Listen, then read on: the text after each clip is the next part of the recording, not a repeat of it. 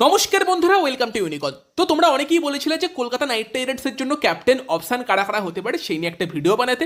অনেক অনেক নামও বলেছিলে, তো সেই সব নিয়ে আমরা আলোচনা করবো যে কোনটা পসিবল, কে হতে পারে কলকাতার জন্য ক্যাপ্টেন অপশান, ভারতীয়দের মধ্যে কি অপশান আছে, বিদেশিদের মধ্যে কি কোনো অপশান আছে, সেই সব কিছু নিয়ে আমরা আলোচনা করবো। ইন্টারেস্টিং ভিডিও হবে, লাস্ট অব্দি দেখতে থাকো। আমাদের চ্যানেলে প্রথমবার এলে আমাদের চ্যানেলটিকে সাবস্ক্রাইব করে তার পাশের বেল আইকনটাকে অবশ্যই অন করে দিও।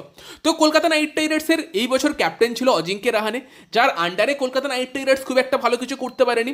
এবং অজিঙ্ক্য রাহানের ক্যাপ্টেন্সি নিয়েও যেরকম প্রশ্ন উঠেছে, সেরকম যারা ব্যাকরুম স্টাফ ছিল, কোচ, মেন্টর, তাদের নিয়েও প্রশ্ন উঠেছে। তো সেই সব জায়গাতে মেনলি একটা চেঞ্জ দরকার, কারণ কলকাতার টিমটা অতটাও বাজে নয় যতটা বাজে এই বছর খেলেছে।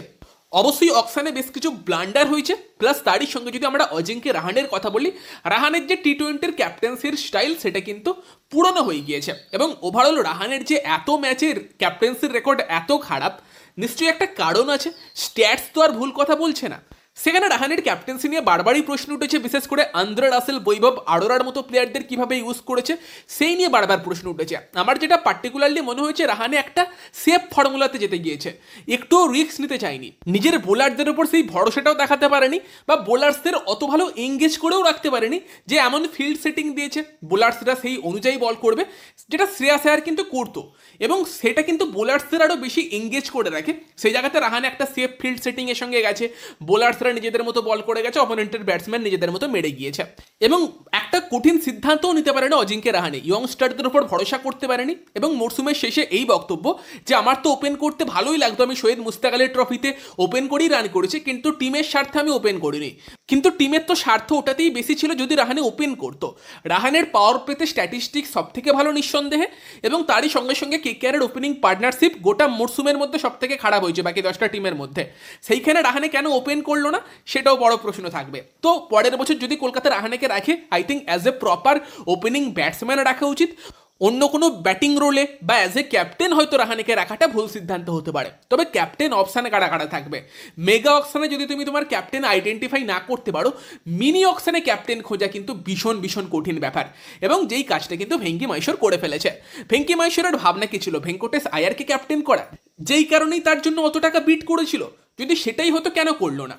না, সেটাই প্রশ্ন না। আমার তো প্রথম থেকে মনে হয়েছিল এই মরসুম ভেঙ্কটেশ আয়ার ক্যাপ্টেন হবে। রাহানের ব্যাপারটা আমার কাছে সারপ্রাইজিংই লেগেছিল। তুমি এমন একটা প্লেয়ারকে তো ক্যাপ্টেন বানাতে পারো না যাকে তুমি অ্যাক্সিলারেটেড অকশন থেকে নিয়েছো, যে আগে অকশনে আনসোল্ড গিয়েছে। যদি সে প্ল্যানিংয়ে থাকতো তাকে আগেই তুলে নিতে, যদি সত্যি রাহানেকে ক্যাপ্টেন করার ইচ্ছা থাকতো, তাই নয়? তো সেই জায়গাতে পুরো প্ল্যানিংয়ের একটা প্রবলেম আমাদের চোখে পড়েছে। এবং সেখানে এবার অপশান কারা কারা পড়ে আছে দেখো। অনেকের দাবি ঋষভ পন্থকে কেন কেকেআর নিয়ে চলে আসছে না, তাকে ক্যাপ্টেন করতে পারে, লখনৌ হয়তো ছেড়ে দেবে। কেউ কেউ চায় শুভমান গিলকে কেকেআর অফার করুক, কেউ চায় সূর্যকুমার যাদবকে কেকেআর অফার করুক।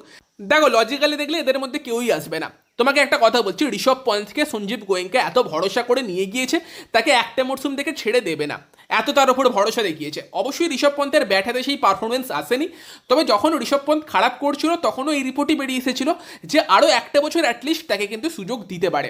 এবং লাস্ট ম্যাচে একটা 100ও করেছে। এবার সেই জায়গাতে সঞ্জীব গোয়েঙ্কা হয়তো ভাবতে পারে যে একটা মরসুম ঠিক আছে, অত ভালো যায়নি, আর একটা মরসুম সুযোগ দিয়ে দেখি, যাকে আমি এত হাইপ করেছি। একটা মরসুমের পর ছেড়ে দিলে তাকে নিয়েও কিন্তু ট্রলিং হতে পারে, যেভাবে সে আর কি মরসুম শুরুর আগে ঋষভ পন্থকে ধোনি, রোহিত শর্মার সঙ্গে তুলনা করেছিল যে তাদের মতো সাকসেসফুল ক্যাপ্টেন ঋষভ পন্থ হবে। ফলে লখনৌ পন্থকে ছাড়বে না। আর দেখো, একটা সত্যি কথা বলতে কি, ঋষভ পন্থ যে খুব আহামরি কিছু ক্যাপ্টেন সেটাও কিন্তু না। আমি যতটুকু দেখেছি দিল্লিতে ক্যাপ্টেন থাকার সময় হোক বা লখনৌতে এই বছর দেখেছি যে অনেক কিন্তু ব্লান্ডার করে। হ্যাঁ, একটা উইকেট কিপার ব্যাটসম্যান, একটা ব্র্যান্ড ভ্যালু আছে, তাকে নিয়ে হাইপ হয়তো করা সম্ভব, বাট সে যে দুরন্ত ক্যাপ্টেন এখনও অবধি আমার তো দেখে মনে হয়নি। এবং মাঝে মধ্যে তার কিছু সিদ্ধান্ত আমাকে অবাক করে।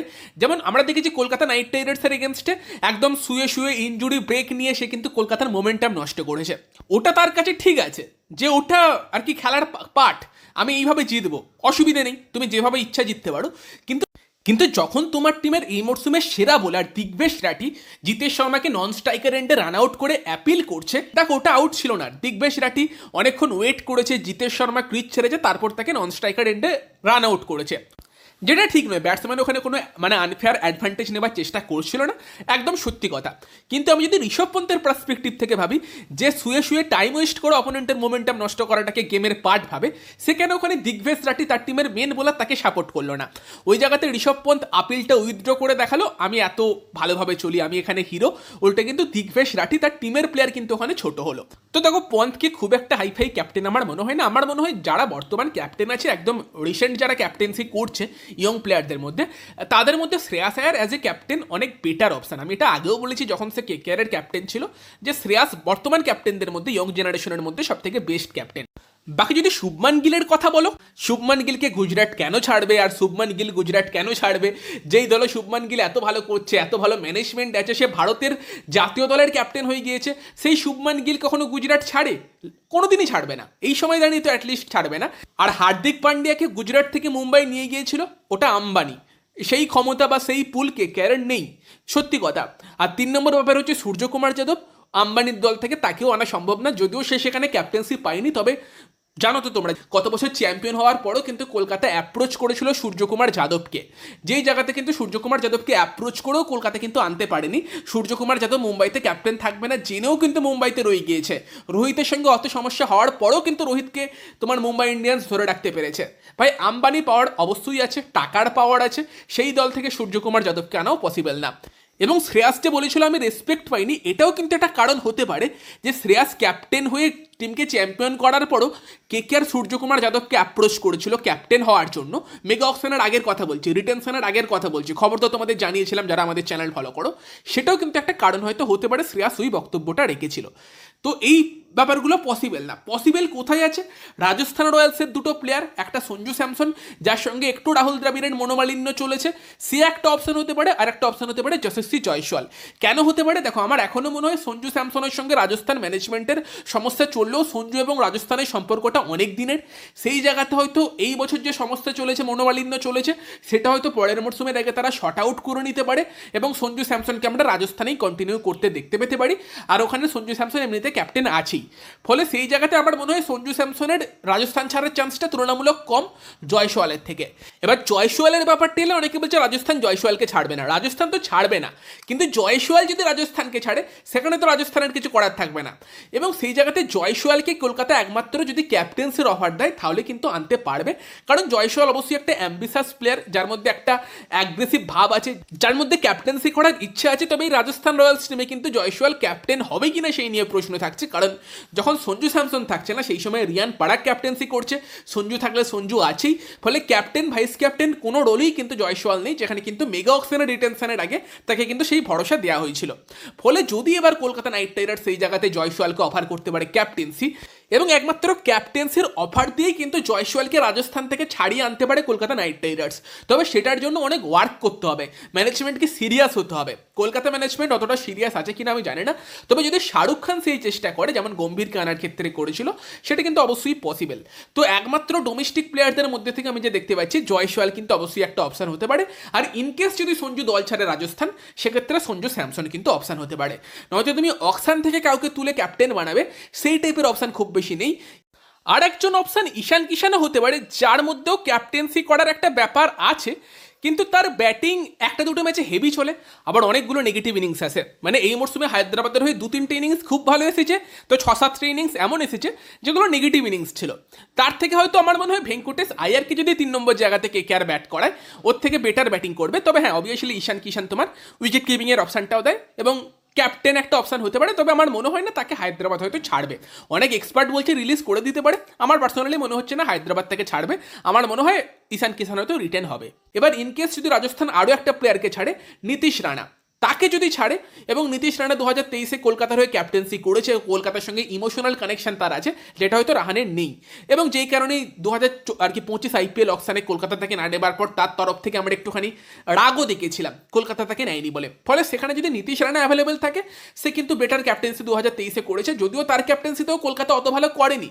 তবে অনফিল্ড ডিসিশন তার কিন্তু বেটার ছিল, এবং মিডিলে নীতিশ রানা, ভেঙ্কটেশ আয়ার বা রিঙ্কু সিং, তারা কিন্তু কলকাতার মিডিল অর্ডার থেকে পুরো আর কি ভালো খেলিয়েছিল, তখন ওপেনাররা খেলতে পারছিল না, টপ অর্ডার ব্যর্থ হচ্ছিল, বাট মিডল অর্ডারে শ্রেয়াস আয়ার না থাকার পরেও কিন্তু কলকাতার মিডল অর্ডার ভালো করেছিল। ফলে সেখানে কিন্তু নীতিশ রানা আর একটা অপশান হতে পারে ডোমেস্টিক প্লেয়ারদের মধ্যে। বাকি আর সেরকম কোনো অপশান নেই। এবার যদি ইনকেস কলকাতা ভেঙ্কটেশের সঙ্গে কন্টিনিউ করবে ভাবে এবং তাকে ক্যাপ্টেন করবে ভাবে, সেটা একটা অপশান হতে পারে। তবে যেহেতু ভেঙ্কটেশের এত খারাপ একটা মরশুম ব্যাট হাতে গিয়েছে, পরের মরশুম ক্যাপ্টেন্সির প্রেসার তার উপর চাপিয়ে দিলে সেটা আরও খারাপ হতে পারে। এবং তারই সঙ্গে 23,75,00,000 হয়তো ভেঙ্কটেশকে রিটেন করারও মানে হয় না, তাকে অকশানে ছাড়া উচিত, কম দামে পেলে নিয়ে নেওয়া উচিত, নয়তো কিন্তু অত টাকা দিয়ে হয়তো ভেঙ্কটেশ সেই লেভেলের ভ্যালু দিচ্ছে না হয়তো। তো এই গেল অপশান কিছু, ইন্ডিয়ানদের মধ্যে এই অপশানগুলোই আছে। আর বিদেশিদের মধ্যে বলতে গেলে অনেকের দাবি হতে পারে বেন স্টোকস। দেখো, যদি মর্গ্যান আর কি মেন্টর হয়ে আসে, বেন স্টোকস ক্যাপ্টেন হয়, সেটা কিন্তু একটা ভালো কম্বিনেশন হতে পারে। ইভেন বেন স্টোকস যদি টপ 3-তে ব্যাট করে, সে কিন্তু ওই জায়গাতে দারুণ ব্যাটিংও করতে পারবে, অনেক ইম্প্যাক্টও আনতে পারবে। তবে সেখানেই একটা প্রবলেম হচ্ছে, বেন স্টোকস যেহেতু আগের বছর আইপিএল অকশনে নাম দেয়নি, সেখানে বিসিসিআই নতুন রুল অনুযায়ী কিন্তু বেন স্টোকস নেক্সট মিনি অকশনও নাম দিতে পারবে না। এবং তারই পাশাপাশি বেন স্টোকস আইপিএল নিয়ে অতটা সিরিয়াসও না। নয়তো মর্গ্যান মেন্টর স্টোকস ক্যাপ্টেন একটা ভালো জুটি হতে পারতো। আরেকটা হতে পারে স্টিভ স্মিথ বিদেশিদের মধ্যে, বাট স্টিভ স্মিথ দারুণ ক্যাপ্টেন, মর্গ্যানের মধ্যে একটা মেন্টর থাকলে সেই জুটি অনেক ভালো কিছু করতে পারে।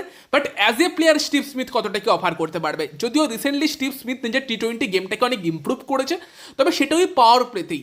I think as a batsman Steve Smith যতটা ইম্প্যাক্ট দিতে পারবে, অজিঙ্ক্য রাহানে সেম ইম্প্যাক্ট দিতে পারে। ফলে সেই জায়গাতে যে স্মিথকে এনে একটা ওভারসিজ স্লট ক্যাপ্টেন হিসেবে তুমি তাকে আনতে চাও তো ঠিক আছে, নয়তো কিন্তু সেরকম যে বিশাল অপশান ব্যাটসম্যান হিসেবে সেটা কিন্তু দেবে না। যেরকম অপশান কেকেআরের দরকার, বেন ডাকেট টাইপের কেউ বা ক্যামেরন গ্রিন টাইপের কেউ, যে একদম শুরুতে দারুণ স্টার্ট দেবে, ফায়ারি স্টার্ট দেবে, সেই টাইপের অপশান কেকেআরের টপ অর্ডারে লাগবে বিদেশিদের মধ্যে। ফলে সেই জায়গাতে স্মিথ অ্যাজ এ ক্যাপ্টেন ভালো অপশান হলেও অ্যাজ এ প্লেয়ার কত ভালো অপশান হবে সেই নিয়ে প্রশ্ন থাকবে। ফলে ওভারঅল দেখতে গেলে যে বিশাল অপশান কলকাতার কাছে আছে সেটা না, সেই জন্যই জয়সওয়ালের মতো প্লেয়ারকে যদি আনা পসিবল হয়, কেকেআরের 100% তার জন্য চাওয়া উচিত, যাবে কিনা সেটা অন্য কথা। তবে যদি আর কি নতুন কাউকেই করতে হয়, সেখানে দলের মধ্যে থেকে সুনীল নারায়ণকেই করা উচিত। আমার তো পার্সোনালি সেটাই মনে হয়। যদিও আবুধাবি নাইট রাইডার্স বা লস অ্যাঞ্জেলেস নাইট রাইডার্সের ওই সুনীল নারায়ণের সেরকম কোনো রেকর্ড নেই, তবে যদি নতুন কাউকেই করতে হয়, এমন একজনকে করা ভালো যার জন্য কলকাতা নাইট রাইডার্স ভালো কিছু করেছে। গৌতম গম্ভীরের সঙ্গে সুনীল নারায়ণেরই কলকাতা নাইট রাইডার্স দলের ওপর সবথেকে বেশি ইম্প্যাক্ট আছে। নারায়ণ একটা অন্যতম কারণ কলকাতা নাইট রাইডার্স 3টে আইপিএল ট্রফি জিতেছে। তো সেরকম একটা লেজেন্ডকে আমরা ভরসা করতে পারি।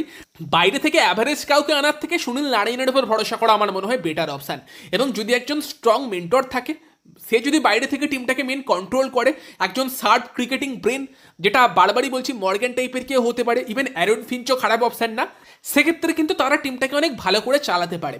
আমার তো মনে হয় যদি অ্যাভারেজ কাউকেই বাইরে থেকে আনতে হয়, তার থেকে তো নারায়ণকে করে দেওয়া ভালো।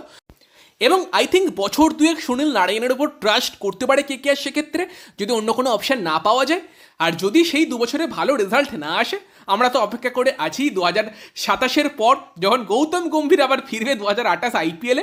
এবং সেই সময় কিন্তু গৌতম গম্ভীর সে অ্যাজ এ মেন্টর হয়তো ফিরবে কলকাতা নাইট রাইডার্স দলে।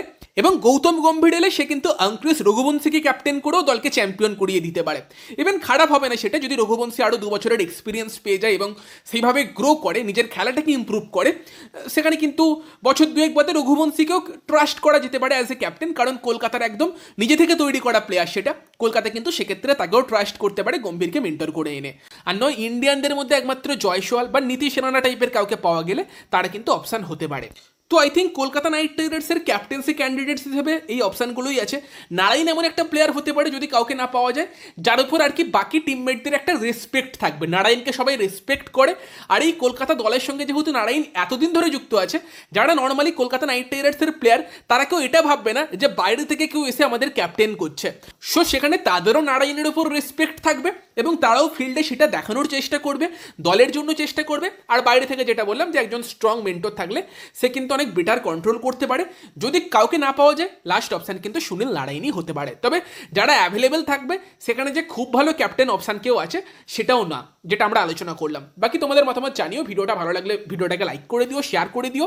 আমাদের চ্যানেলে প্রথমবার এলে আমাদের চ্যানেলটাকে সাবস্ক্রাইব করে তার পাশের বেল আইকনটাকে অন করে দিও। তো চলো গাইস, এই ভিডিওতে এই পর্যন্তই। Bye bye.